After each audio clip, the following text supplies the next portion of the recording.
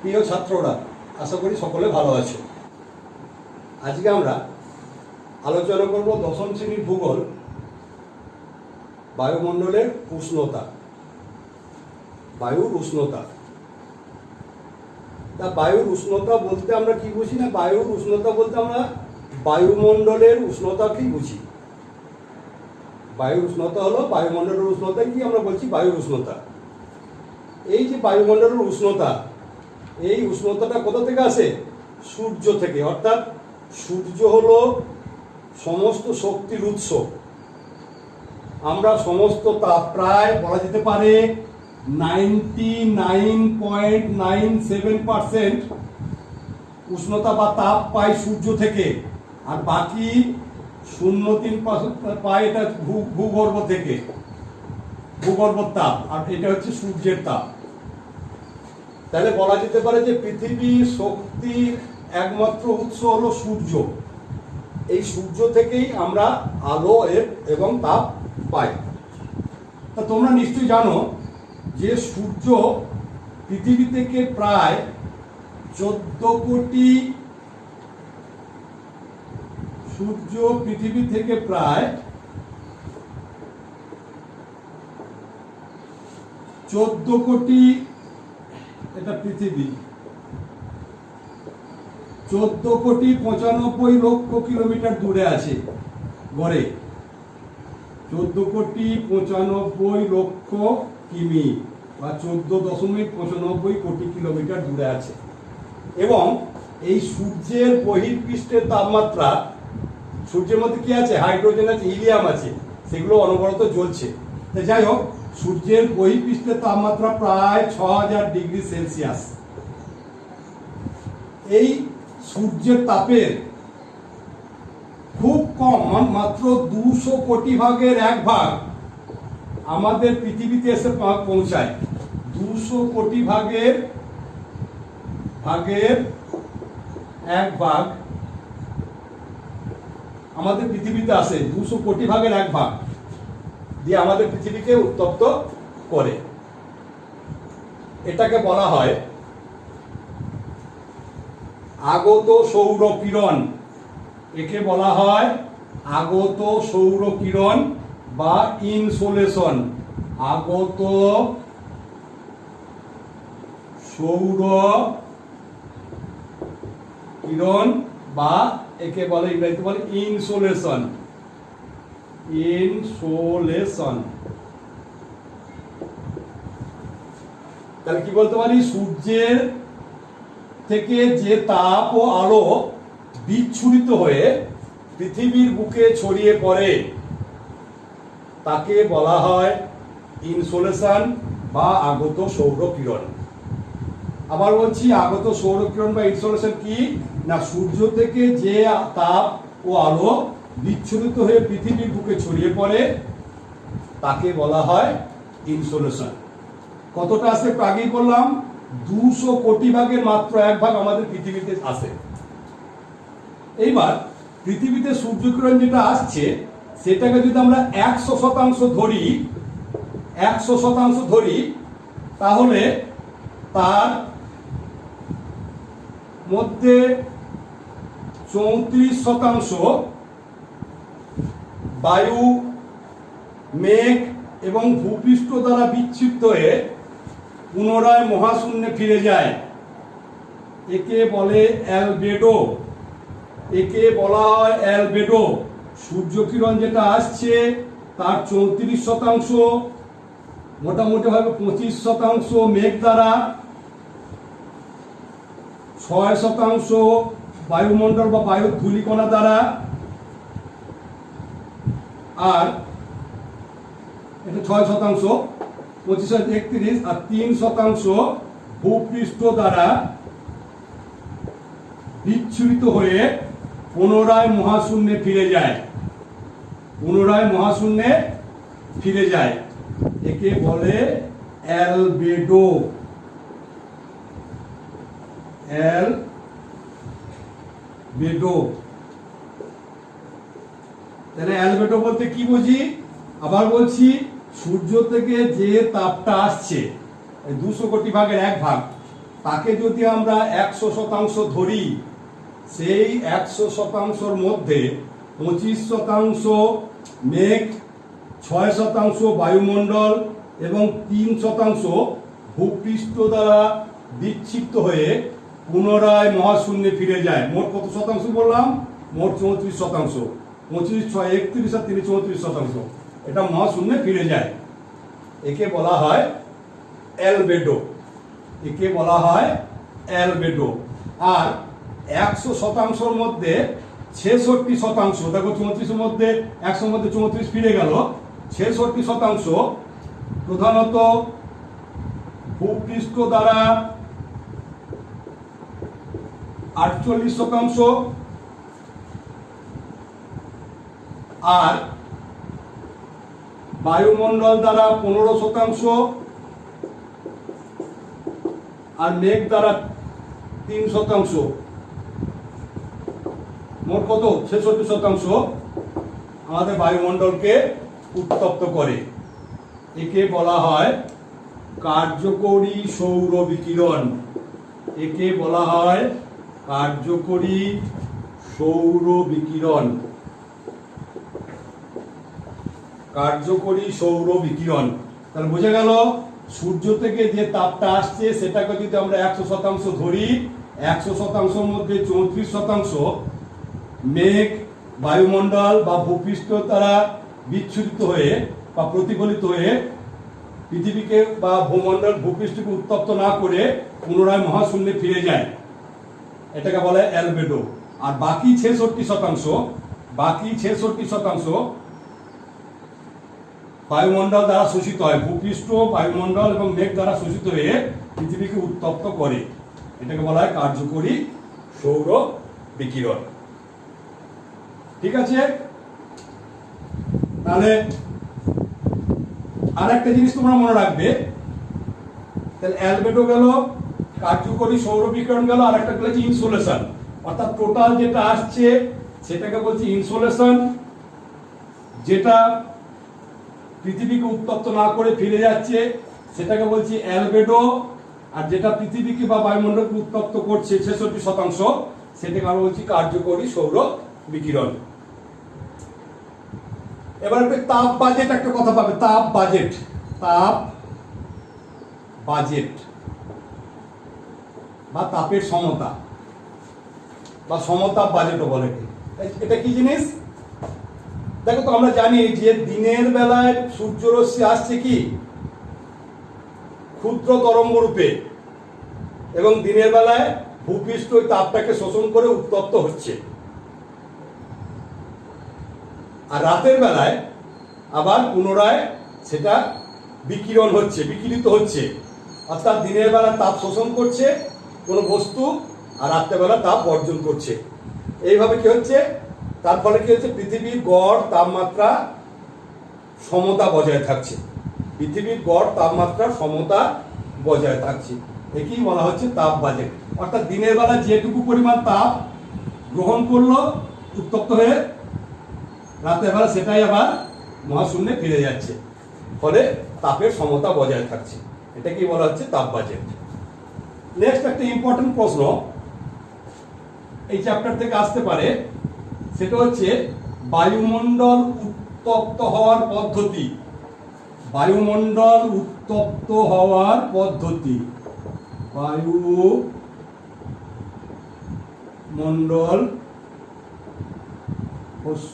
উত্তপ্ত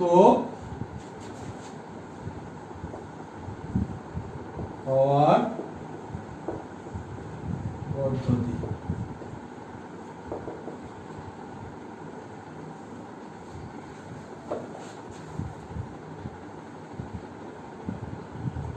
আমি একটু আগেই বললাম বায়ুর উষ্ণতা বলতে আমরা বায়ুমণ্ডলের উষ্ণতা কি বুঝি। ঠিক আছে? তোমরা একটা জিনিস নিশ্চয়ই জানো, ভৌত বিজ্ঞানে পড়েছো, তাপ এবং তাপমাত্রা। তাপ হচ্ছে শক্তি, আর তাপমাত্রা হচ্ছে বস্তুর তাপীয় অবস্থা, অর্থাৎ তার ফল। যাই হোক, মোটামুটি ভাবে প্রধানত 4টি পদ্ধতিতে বায়ুমণ্ডল উত্তপ্ত হয়। একটা হলো বিকিরণ পদ্ধতি। বিকিরণ, দু নম্বর কি? পরিবহন বা পরিচলন। 3 নম্বর হচ্ছে পরিবহন।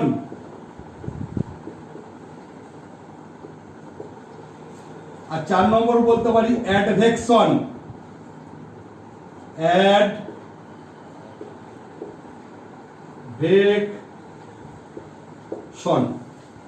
এছাড়া অন্যান্য কিছু পদ্ধতি আছে, লিন তাপ, তাপীয় শোষণ পদ্ধতি বা তাপ শোষণ পদ্ধতি, এগুলো আছে। তো প্রধানত 4টি পদ্ধতিতে আমাদের বায়ুমণ্ডল উত্তপ্ত হয়: বিকিরণ, পরিচলন, পরিবহন এবং অ্যাডভেকশন। প্রথমেই বলি বিকিরণ। বিকিরণটা কি জিনিস? না,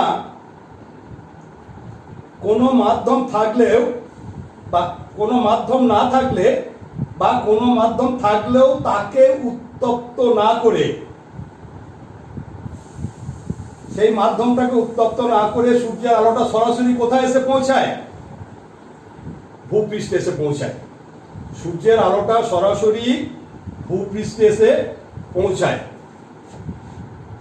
সূর্য থেকে যখন আলোটা আসে, সূর্য থেকে যখন তাপ বা আলো আসে, তখন সেটা ক্ষুদ্র তরঙ্গ রূপে আসে এবং ক্ষুদ্র তরঙ্গ রূপে আসার জন্য যখন আসছে তখন সে বায়ুমণ্ডলকে বা বায়ুমণ্ডলের ধূলিকণা, মেঘ ইত্যাদিকে উত্তপ্ত করতে পারছে না। প্রথমে উত্তপ্ত করছে কোথায়? ভূপৃষ্ঠে। এই ভূপৃষ্ঠকে উত্তপ্ত করে সেইটা আবার বৃহৎ তরঙ্গ হিসাবে ফিরে যায়। বৃহৎ তরঙ্গ হিসাবে ফিরে যায়। এই যখন বৃহৎ তরঙ্গ হিসেবে ফিরে যায় তখন এটা বায়ুমণ্ডলকে, অর্থাৎ বায়ুমণ্ডলের ধূলিকণা, মেঘ ইত্যাদিকে উত্তপ্ত করে। এই পদ্ধতিটাকে বলা হচ্ছে বিকিরণ পদ্ধতি এবং এই পদ্ধতির মাধ্যমেই বায়ুমণ্ডল সবচেয়ে বেশি উত্তপ্ত হয়। আবার বলছি, সূর্যের তাপটা সরাসরি ভূপৃষ্ঠে আসছে, আসার সময় কিন্তু সে বায়ুমণ্ডল উত্তপ্ত করতে পারছে না, কারণ সে আসছে যখন ক্ষুদ্র তরঙ্গ রূপে, আর ফেরার সময় যেহেতু বৃহৎ তরঙ্গ রূপে ফিরে যাচ্ছে তখন বায়ুমণ্ডলের ধূলিকণা, জলীয় বাষ্প, মেঘ ইত্যাদিকে উত্তপ্ত করছে এবং এর ফলে বায়ুমণ্ডল উত্তপ্ত হচ্ছে। এটাই হলো বিকিরণ পদ্ধতি এবং এই বিকিরণের মাধ্যমেই বায়ুমণ্ডল সবচেয়ে বেশি উত্তপ্ত হয়। এখানে একটা জিনিস মাথায় রাখতে হবে যে মাধ্যম থাকলেও তাকে উত্তপ্ত করছে না, আর মাধ্যম না থাকলেও এই পদ্ধতি চলতে পারে। 2 নম্বর হচ্ছে পরিচলন পদ্ধতি। পরিচলন পদ্ধতিটা কি জিনিস? তোমরা দেখবে হাঁড়িতে যখন জল ফোটে, হাঁড়িতে যখন জল গরম করা হয়, ভাত রান্নার জন্য জল গরম করা হচ্ছে, তাপটা কোথায় পাচ্ছে? হাঁড়ির তলায়। হাঁড়ির তলায় তাপ পায়, তার ফলে হাঁড়ির তলাকার জলটা গরম হয়ে যায়। গরম হলে কি হয়? সে হালকা হয়ে ওপর দিক উঠে যায়, আর ওপরের জলটা, হাঁড়ির ওপর দিকের জলটা অপেক্ষাকৃত ভারী, ঠান্ডা এবং ভারী, তখন সে নিচে নেমে আসে। এইভাবে নিচের জলটা গরম হয়ে ওপরে উঠলো, ওপরের জলটা, শীতল জলটা নিচে নামলো। সে গরম হলো, ওপরে উঠলো, ওপরে নিচে জলটা, ঠান্ডা জলটা নিচে নামলো। এইভাবে ওঠা নামার ফলে সমগ্র জলটা গরম হয়। এটাও তাই, সূর্য থেকে বায়ু আসছে, সূর্যের তাপ আসছে কোথায়? সূর্য থেকে ভূপৃষ্ঠে পড়ছে, দিয়ে ভূপৃষ্ঠ সংলগ্ন বায়ুটা বেশি গরম হচ্ছে। গরম হয়ে কি হচ্ছে? সে হালকা হয়ে ওপরে উঠে যাচ্ছে, হালকা হয়ে ওপরে উঠে যাচ্ছে। এইটা হচ্ছে উষ্ণ বায়ু। বায়ুটা উষ্ণ হয়ে ওপরে উঠে যাচ্ছে, আর ওপরের শীতল বা ভারী বায়ুটা, শীতল বা ভারী বায়ুটা নিচের দিকে নেমে আসছে। এইভাবে উষ্ণ বায়ু হালকা হয়ে উপরে উঠে গেল, আর শীতল ভারী বায়ু নিচের দিকে নেমে এলো। এইভাবে ওঠানামা করে বায়ুমণ্ডল উত্তপ্ত হচ্ছে। একে বলা হয় পরিচলন পদ্ধতি। 3 নম্বর বলতে পারি পরিবহন পদ্ধতি। পরিবহন পদ্ধতি কি? না, অপেক্ষাকৃত উত্তাপটা অপেক্ষিত উষ্ণ বস্তু থেকে অপেক্ষাকৃত কম উষ্ণ বস্তুর দিকে সঞ্চারিত হওয়াকে বলা হয় পরিবহন। বেশি উষ্ণ বস্তু থেকে তাপ অপেক্ষাকৃত কম উষ্ণ বস্তুর দিকে সঞ্চারণকেই বলা হয় পরিবহন। তোমরা দেখবে হয়তো যে আমরা যখন রান্না টান্না করি, কড়াই যদি খুন্তি যদি কড়াইয়ের মধ্যে রেখে দিই, কিছুক্ষণ পর দেখবে কড়াইয়ের হ্যান্ডেলটা অর্থাৎ খুন্তির হ্যান্ডেলটা যেখানে ধরা হয় সেখানটাও গরম হয়ে যাচ্ছে। কারণ কি না, খুন্তিটা ডগের দিকটা বেশি গরম হয়ে সেই তাপটা ধীরে ধীরে পরিবাহিত হয়ে এটাকে গরম করছে। আবার দেখবে বাড়ির দেওয়ালের বাইরের দিকটা সূর্যের তাপে গরম হয়ে যাচ্ছে, আস্তে আস্তে সেই তাপটা ধীরে ধীরে ভেতর দিকে দেওয়ালের ভেতর দিকটাকে উত্তপ্ত করছে এবং সমগ্র ঘরটাকে উত্তপ্ত করছে। এটা হলো পরিবহন পদ্ধতি। আর একটা হচ্ছে অ্যাডভেকশন পদ্ধতি। অ্যাডভেকশন পদ্ধতি কি না, আমরা জানি যে এই নিরক্ষরেখায় সূর্যরশ্মি সারা বছর লম্বা হয়ে পড়ে নিম্ন অক্ষাংশে, নিরক্ষরেখা বা তার আশেপাশের দুই ক্রান্তীয় রেখায় পৃথিবী। এবার এই অঞ্চল থেকে তাপটা ভূপৃষ্ঠের সমান্তরালে অর্থাৎ অনুভূমিকভাবে অপেক্ষাকৃত শীতল অঞ্চলের দিকে চলে যায়। উষ্ণ অঞ্চল থেকে বা নিরক্ষীয় অঞ্চল থেকে তাপটা ভূপৃষ্ঠের সমান্তরালে শীতল অঞ্চলের দিকে অনুভূমিকভাবে প্রবাহিত হলে সেই পদ্ধতিকে বলা হচ্ছে অ্যাডভেকশন, এবং এর মাধ্যমেও বায়ুমণ্ডল উত্তপ্ত হয়। মোটামুটি এইগুলো হলো বায়ুমণ্ডল উত্তপ্ত হওয়ার কয়েকটি প্রধান প্রধান পদ্ধতি: বিকিরণ, পরিবহন এবং পরিচলন এবং অ্যাডভেকশন। নিশ্চয়ই এটা বুঝতে পারলে। এরপরে আমরা জানি, দেখো, পৃথিবীর সব জায়গার উষ্ণতা সমান নয়।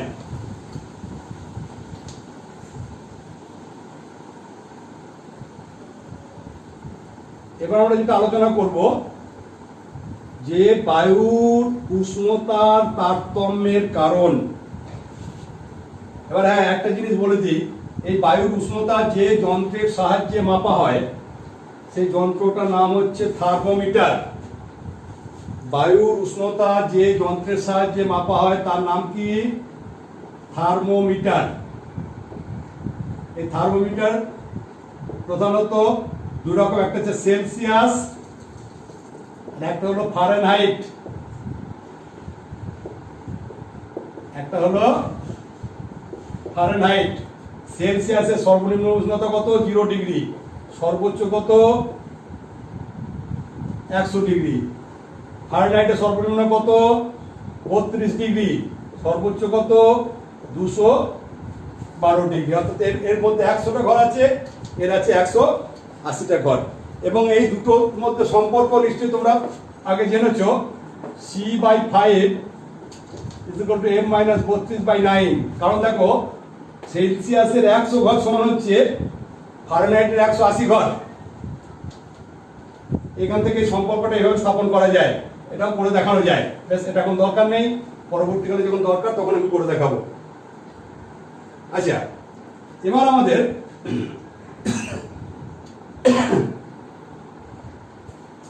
যেটা আলোচনা করব, বায়ুর উষ্ণতার তারতম্যের কারণ। বায়ুর উষ্ণতার তারতম্যের কারণ। বায়ুর উষ্ণতার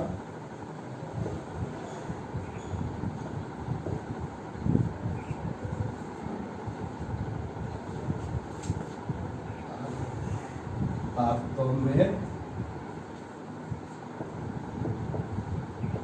কারণ।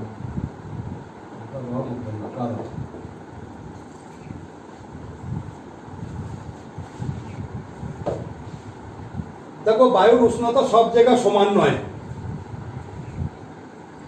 আমাদের এখানে গরম খুব বেশি। আমাদের চেয়ে নিরক্ষীয় অঞ্চলে, আমরা যেহেতু ক্রান্তীয় অঞ্চলে বাস করি, নিরক্ষীয় অঞ্চলে উষ্ণতা আরো বেশি। আবার দেখো আন্টার্কটিকা, সেখানে সারা বছর ঠান্ডা। আবার একই অক্ষাংশে এলাহাবাদ এবং দার্জিলিং মোটামুটি একই অক্ষাংশে অবস্থিত। এলাহাবাদে উষ্ণতা বেশি, দার্জিলিং এ উষ্ণতা কম। অর্থাৎ পৃথিবীর সব জায়গার উষ্ণতা সমান নয়। এর কারণ কি? এর কতগুলো কারণ আছে। যেমন প্রথমেই বলি, উষ্ণতার তারতম্যের প্রধান কারণ হলো অক্ষাংশগত অবস্থান। অক্ষাংশগত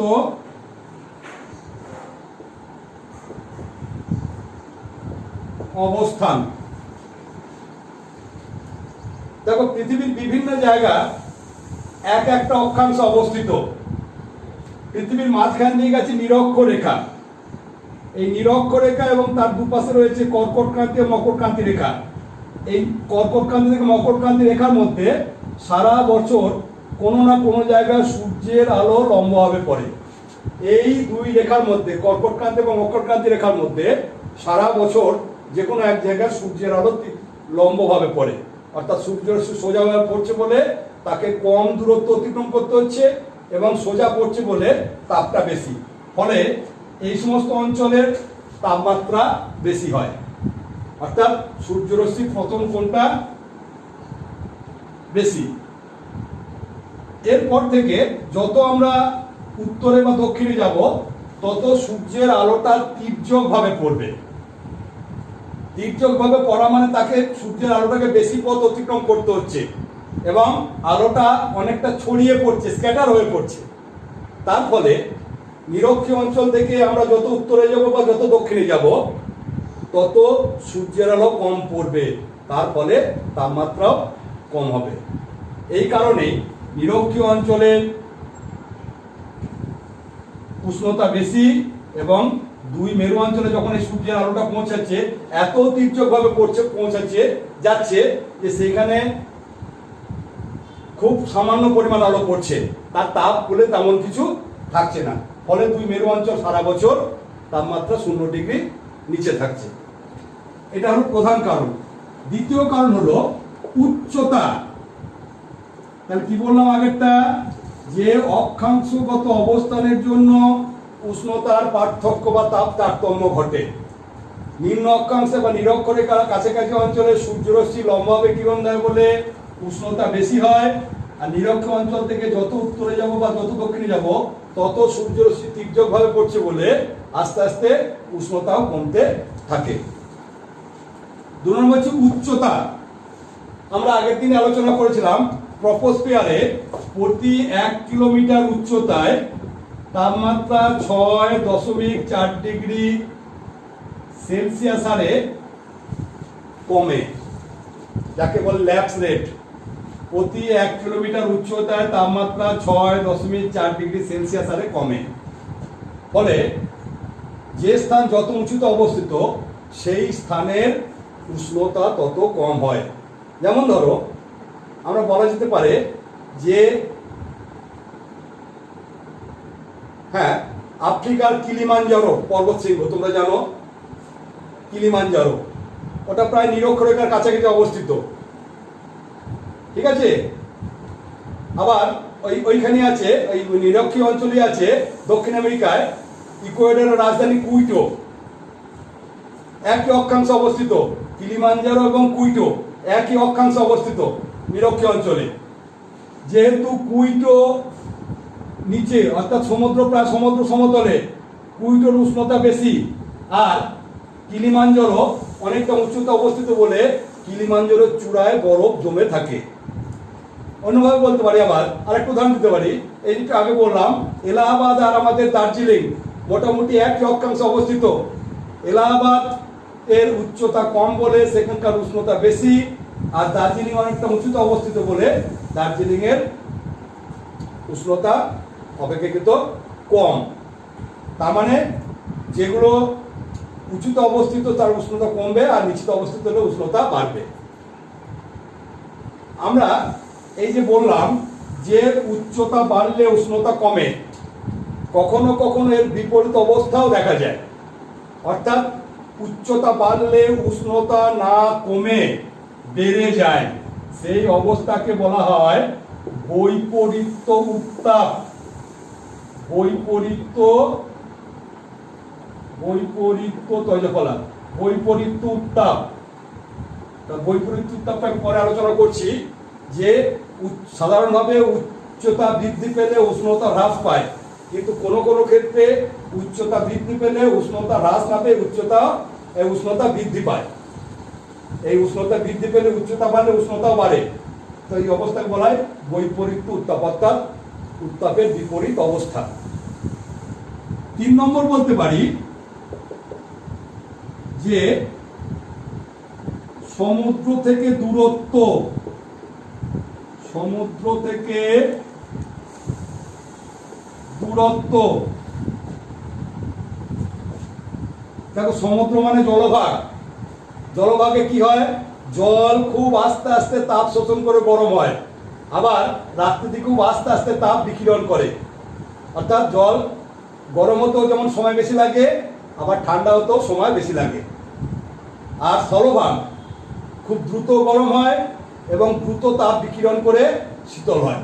সেই জন্য দেখা যায় কি, যে স্থানগুলো সমুদ্রের কাছাকাছি বা সমুদ্র উপকূলে অবস্থিত সেইখানকার জলবায়ু হয় সমভাবাপন্ন প্রকৃতির, অর্থাৎ তাপমাত্রার প্রসার, সর্বোচ্চ তাপমাত্রা এবং সর্বনিম্ন তাপমাত্রার পার্থক্যটা কম হয়।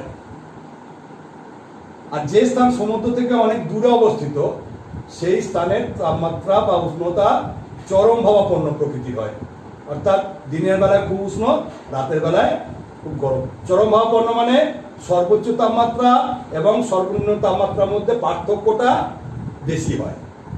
যেমন মুম্বাই, চেন্নাই, বিশাখাপত্তনম, মারমাগাঁও, এই স্থানগুলো সমুদ্র উপকূলে অবস্থিত। ফলে এই সমস্ত স্থানের জলবায়ু হলো সমভাবাপন্ন। অন্যদিকে দিল্লি, তোমরা যারা দিল্লি গেছো বা যারা জানো, দিল্লিতে গ্রীষ্মকালে প্রচন্ড গরম, আবার শীতকালে খুব ঠান্ডা। দিনের বেলা গ্রীষ্মকালে দিনের বেলা প্রচন্ড গরম, রাত্রেবেলা ঠান্ডা। দিল্লি, গোয়ালিয়র, ভোপাল, এলাহাবাদ এই স্থানগুলো সমুদ্র থেকে অনেক দূরে অবস্থিত বলে সেখানকার জলবায়ু প্রধানত চরম ভাবাপন্ন প্রকৃতির। 4 নম্বর হচ্ছে সমুদ্র স্রোত। সমুদ্র স্রোত, দেখো সমুদ্র উপকূল দিয়ে অনেক সময় উষ্ণ স্রোত প্রবাহিত হয়, আবার কোনো কোনো সময় শীতল স্রোত প্রবাহিত হয়। কোনো শীতল অঞ্চলের ওপর দিয়ে যদি উষ্ণ সমুদ্র স্রোত প্রবাহিত হয়, এই উষ্ণ সমুদ্র স্রোতের প্রভাবে সেখানকার উষ্ণতা অনেকটা বেড়ে যায়। আবার উষ্ণ অঞ্চলের উপর যদি শীতল স্রোত প্রবাহিত হয়, সেই শীতল স্রোতের প্রভাবে সেখানকার উষ্ণতা অনেকটা কমে যায়। অর্থাৎ সমুদ্রের উপকূল দিয়ে উষ্ণ স্রোত প্রবাহিত হলে উষ্ণতা কিছুটা বেড়ে যায়, শীতল স্রোত প্রবাহিত হলে সেই অঞ্চলের উষ্ণতা কিছুটা কমে যায়। তারপর বলা যেতে পারে বায়ু প্রবাহ। বায়ু প্রবাহ, বায়ু প্রবাহ বিভিন্ন রকম। বায়ু প্রবাহ কাকে বলে না, ভূপৃষ্ঠের সমান্তরালে বায়ুর চলাচলকে বলা হয় বায়ু প্রবাহ। বায়ু প্রধানত উচ্চচাপযুক্ত অঞ্চলের দিক থেকে নিম্নচাপযুক্ত অঞ্চলের দিকে ভূপৃষ্ঠের সমান্তরালে চলাচল করে। বায়ুর এই চলাচল কি বলা হয়, বায়ু প্রবাহ। এই বায়ু প্রবাহ দেখো গ্রীষ্মকালে আমাদের উত্তর পশ্চিম ভারতে পাঞ্জাব, রাজস্থান, হরিয়ানা এই সমস্ত অঞ্চলে উষ্ণ গরম বায়ু দুপুরের দিকে লু প্রবাহিত হয় এবং এই উষ্ণ বায়ুর প্রভাবে ওই অঞ্চলের উষ্ণতা অনেকটা বেড়ে যায়। আবার দেখবো আমাদের এখানে কালবৈশাখী যখন হয়, বিকালের দিকে প্রচন্ড ঝড় হলো, একটা ঠান্ডা বায়ু বাতাস বয়ে গেল শীতল, তার ফলে দেখবে উষ্ণতা বা গরম অনেকটাই কমে যায়। তেমনি আমেরিকা যুক্তরাষ্ট্রের রকি পার্বত্য অঞ্চলে চিনুক নামে একরকম উষ্ণ বায়ু আছে, চিনুক। সেই বায়ু প্রভাবে পেরি অঞ্চলের বিস্তীর্ণ জায়গার বরফ গলে যায়। অর্থাৎ উষ্ণ বায়ুর প্রভাবে উষ্ণতা বেড়ে যায় এবং শীতল বায়ু প্রবাহিত হলে সেই স্থানের উষ্ণতা অনেকটা কমে যায়। তারপর বলতে পারি অনেক আছে, মোটামুটি যেগুলো ইম্পর্টেন্ট বলছি। ভূমির ঢাল, যেখানে ভূমির ঢাল নিরক্ষীয় অঞ্চলের দিকে, অর্থাৎ যদি পৃথিবীর উত্তর গোলার্ধের ঢাল যদি দক্ষিণে হয় তাহলে সূর্যের আলো বেশি পড়বে, উষ্ণতা বাড়বে। আর ঢালটা যদি ভূমির ঢালটা যদি বিপরীত দিকে হয় তাহলে সেখানে সূর্যের আলো কম পড়বে, উষ্ণতা কম হবে। নিরক্ষীয় অঞ্চলের দিকে যদি ভূমির ঢাল হয় সেই ঢালে সূর্যের আলো বেশি পড়বে কারণ সূর্য মোটামুটি এরকম জায়গায় থাকে, এই জায়গায়, তাহলে ঢালটা যদি উত্তর গোলার্ধে ঢাল যদি দক্ষিণ দিকে হয় সূর্যের আলো বেশি পড়বে, উষ্ণতা বাড়বে। আর ঢালটা যদি উত্তর দিকে হয় সূর্যের আলো কম পড়বে, উষ্ণতা কমবে। আর কি বলতে পারি কি, আর বলবো না বেশি। মৃত্তিকার প্রকৃতি, মৃত্তিকার প্রকৃতি, বিভিন্ন রকম মৃত্তিকা বা মাটি আমরা দেখতে পাই। পলি মাটি, বালি মাটি, দোআঁশ মাটি, এঁটেল মাটি, ল্যাটেরাইট মাটি দেখতে পাই। যেমন ল্যাটেরাইট মাটি, যে মাটিতে লোহার ভাগ বেশি, আয়রন অক্সাইড, রং দেখবে ইয়ের মতো, ইটের মতো রং, সেই মাটি কি হয়, প্রচন্ড তাপ, খুব দ্রুত তাপ শোষণ করে, আবার সূর্যাস্তের পর খুব দ্রুত তাপ বিকিরণ করে শীতল হয়। অর্থাৎ এই মাটি খুব তাড়াতাড়ি গরম হয় এবং খুব তাড়াতাড়ি ঠান্ডা হয়। সেই জন্য যে অঞ্চলে ল্যাটেরাইট মাটি আছে সেই অঞ্চলের তাপমাত্রা চরম ভাবাপন্ন হয়, দিনের বেলা প্রচন্ড গরম, রাতের বেলা খুব ঠান্ডা। আবার পলিমাটি দেখবে, পলিমাটি খুব দ্রুত আস্তে আস্তে তাপ শোষণ করে এবং আস্তে আস্তে তাপ বিকিরণ করে, ফলে সেই অঞ্চলের উষ্ণতা হলো সমভাবাপন্ন প্রকৃতির। মোটামুটি এই গেল আমাদের বায়ুমণ্ডলের বায়ুর উষ্ণতা। আশা করি সবাই বুঝতে পেরেছ। আরেকটা বলি, একটা মনে পড়ছে, সমষ্ণ রেখা। সমষ্ণ রেখা, সম উষ্ণ রেখা, সমষ্ণ রেখা। সমষ্ণ রেখাটা কি না, পৃথিবীর যে সমস্ত অঞ্চলের গড় উষ্ণতা মোটামুটি একই রকম, পৃথিবীর যে সমস্ত অঞ্চলের গড় উষ্ণতা মোটামুটি একই রকম, সেই সমস্ত স্থানগুলোকে বা অঞ্চলগুলোকে মানচিত্রে পরপর যোগ করলে আমরা যে কাল্পনিক রেখাটা পাই তাকেই আমরা বলছি সমষ্ণ রেখা। পৃথিবীর যে সমস্ত স্থানের গড় তাপমাত্রা মোটামুটি একই থাকে, সেই স্থানগুলোকে মানচিত্রে পরপর যোগ করলে যে কাল্পনিক রেখা পাওয়া যায় সেই রেখাটাকে বলা হচ্ছে সমষ্ণ রেখা। তাহলে আজকে আমরা কি আলোচনা করলাম, বায়ুর উষ্ণতা বলতে কি বুঝি,